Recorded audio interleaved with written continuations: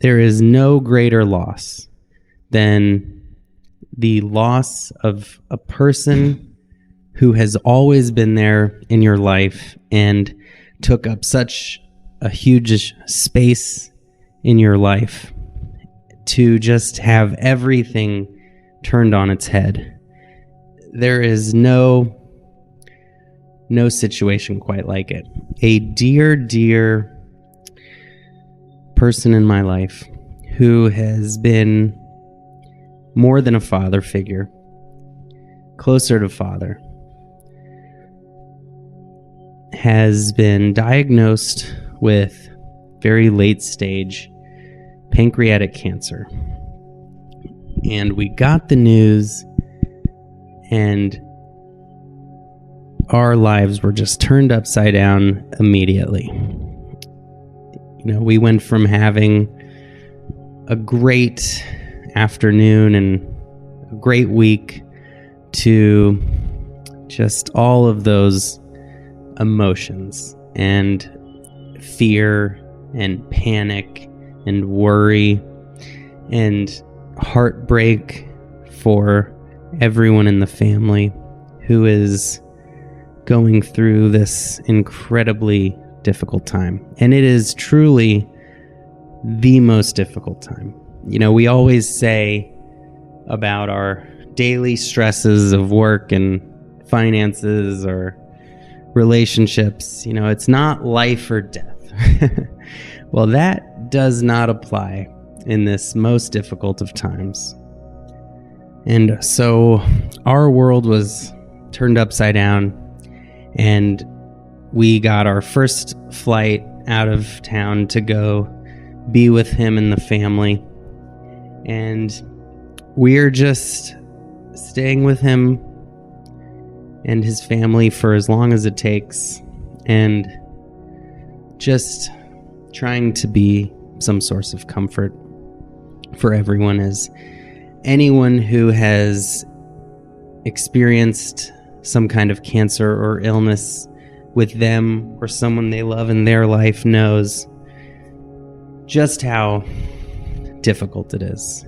It is to go from utter shock to utter despair towards moments of delusional hope and optimism, and coming to terms with that loss and going through that cycle over and over again. And it is torture for the people that witness it as well.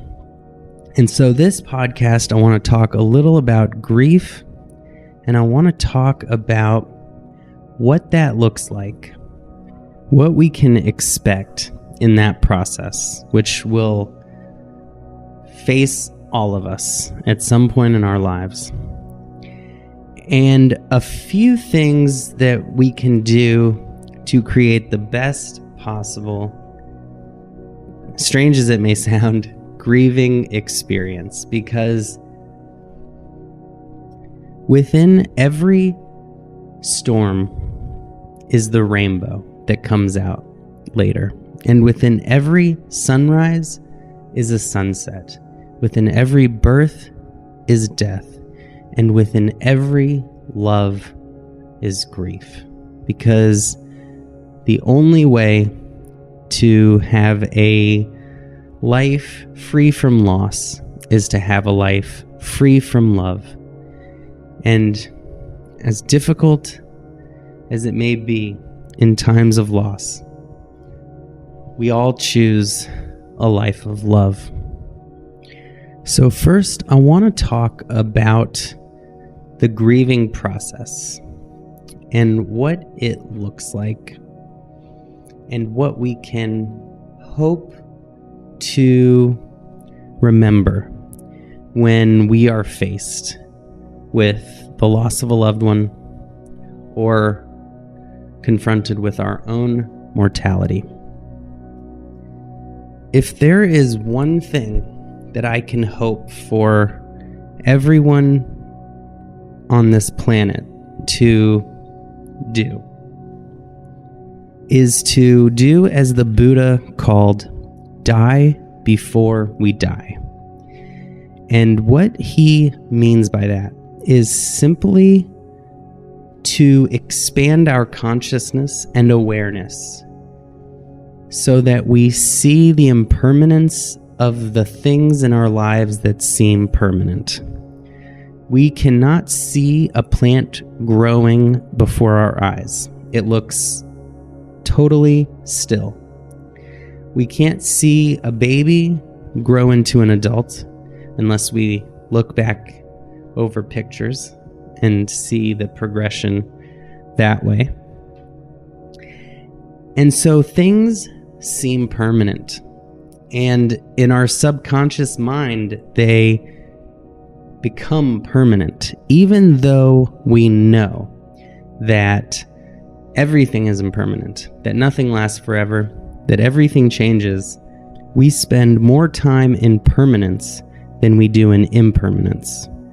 And so we become subconsciously programmed to believe that everything is permanent and will last forever. And our egos, that clinging, grasping part of our mind, trying to grab something permanent to hold on to and just can't find anything, it will attach itself to impermanence.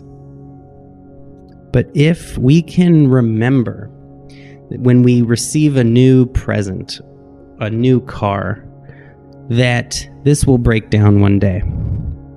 And if we can maintain our awareness in the impermanence of everything, nothing will survive 1,000,000 years. Most likely, not even Beethoven or Mozart.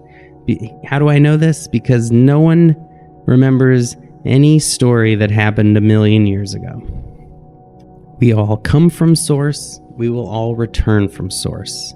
And if we can remember the impermanent nature, if we can, almost like a mantra, as often as possible, whenever we are anywhere, we remember the impermanent nature of everything.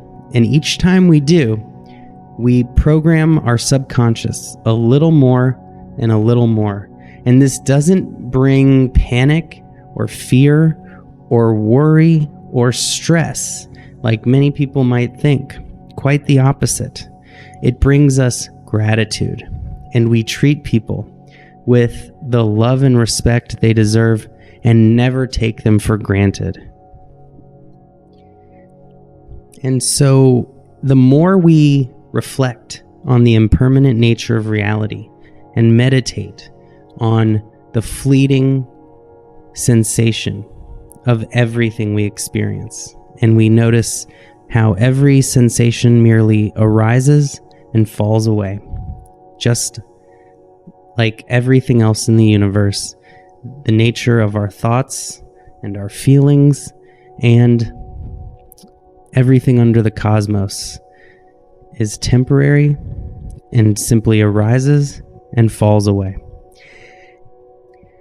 Their loss may still bring sadness, and there will be a grieving process, as there must be this beautiful, remarkable process that helps humans overcome the unthinkable. When we lose those people closest to us, we feel the floor swept out from underneath us, and we feel like we are just adrift.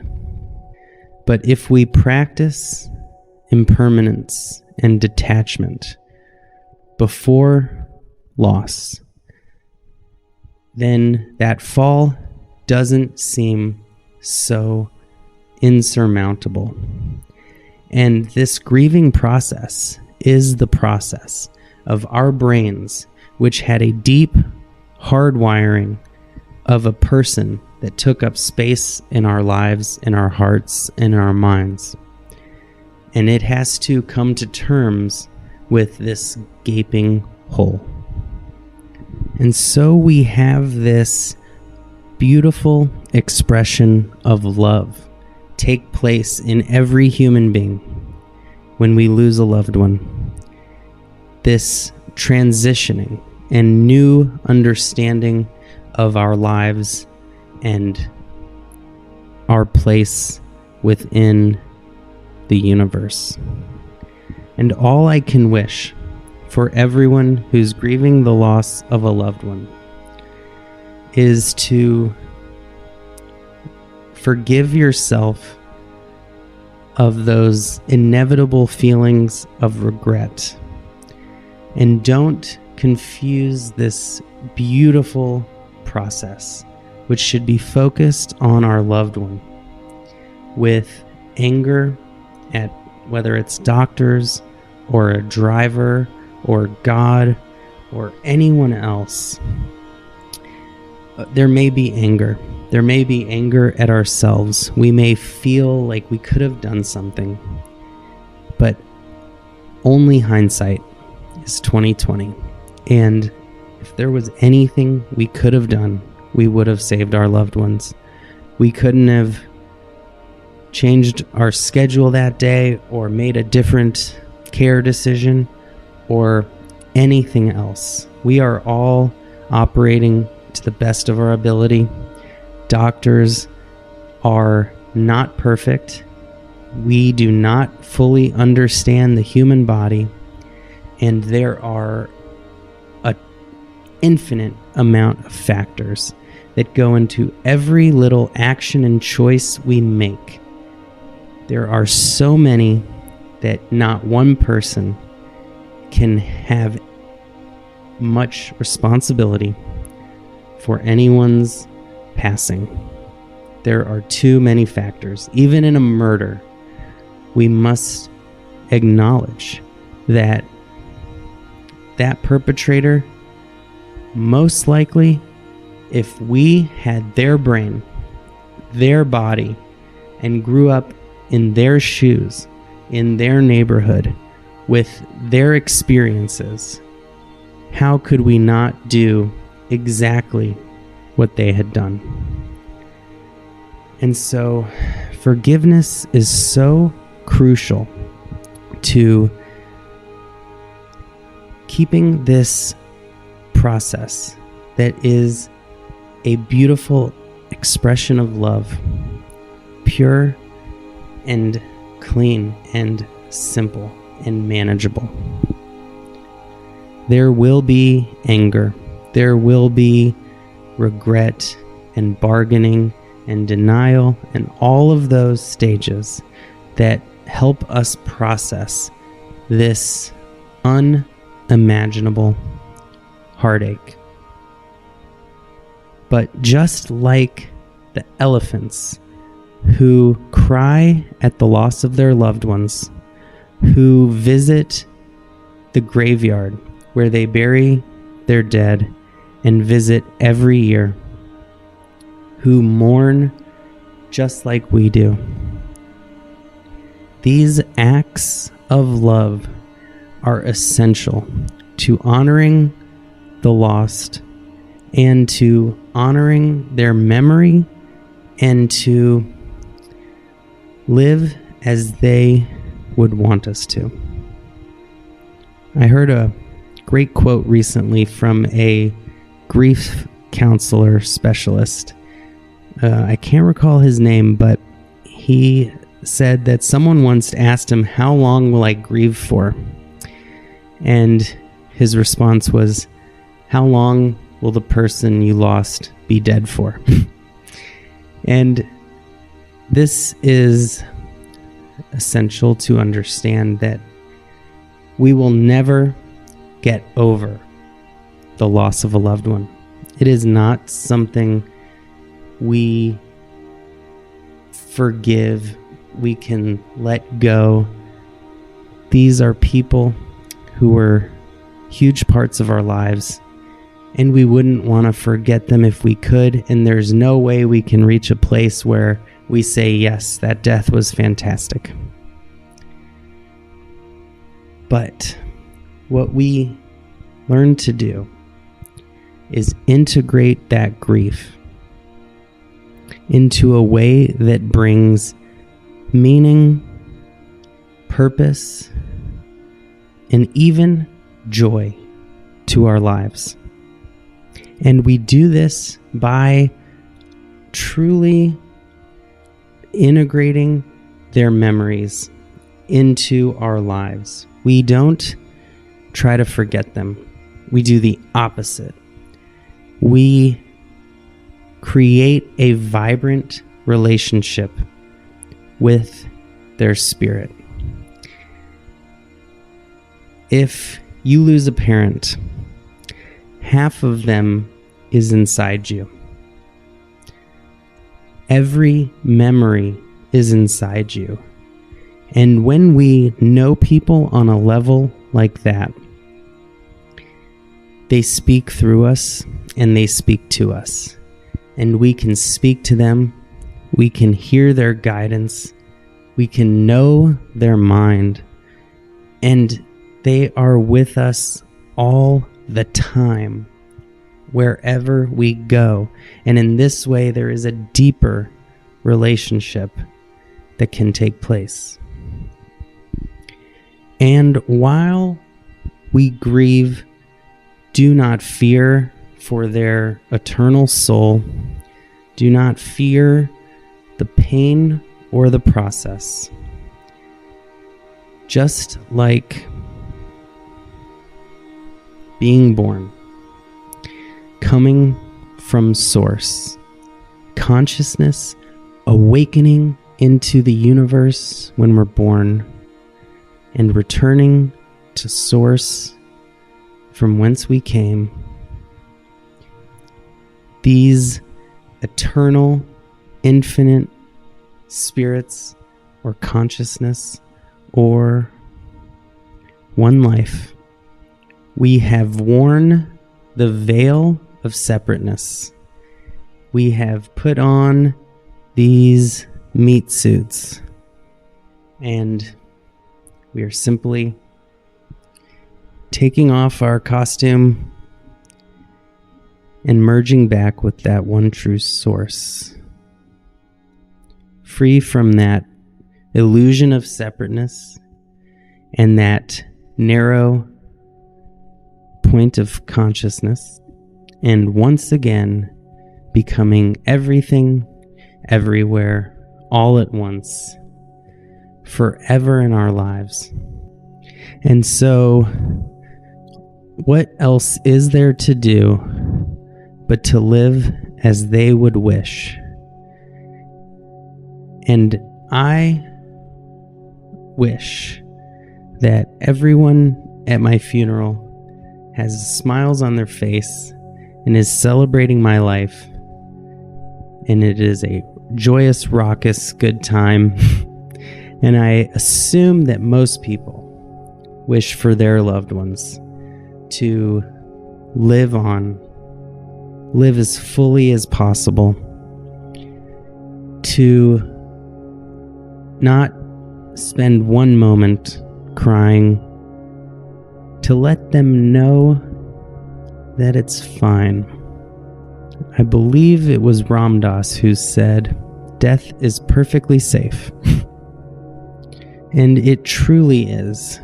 And the more we remember, hopefully even before loss happens, so we are prepared, so it doesn't knock us over,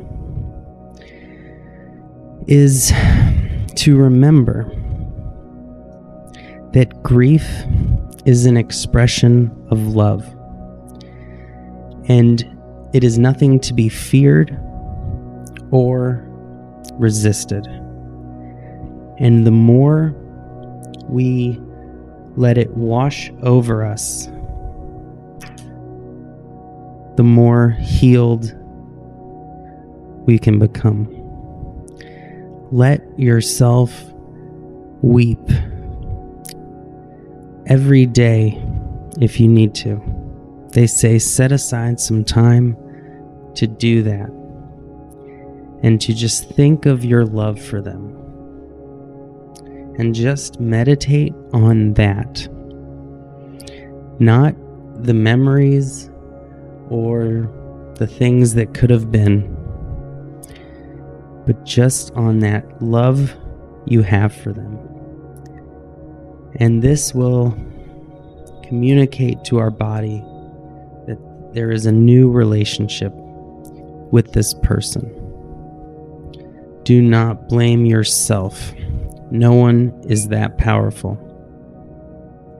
And so try not to blame anyone else as well, because we don't need anger mixed in to the grief and love stew. Of course, if there's a lawsuit, or any kind of legal fight, that's different. But as far as the fight in our heart goes, let's do our best to let that go. Forgive others just as we hope we would be forgiven, and forgive ourselves. Trust the universe and nature's beautiful plan that is beyond our understanding, but we are just evolutionary links in the chain here to evolve our consciousness and to try to carve out as best a life we can, full of love, peace, and presence. There is nobody who has made it out of life victoriously. We have all succumbed to our final day. And though many have tried to find a way, pay or bribe or finance, no one has succeeded. And so what else is there to do but love ourselves, love each other, and make the most of the time we have? And maybe that is why we live in a fleeting, ever-changing universe.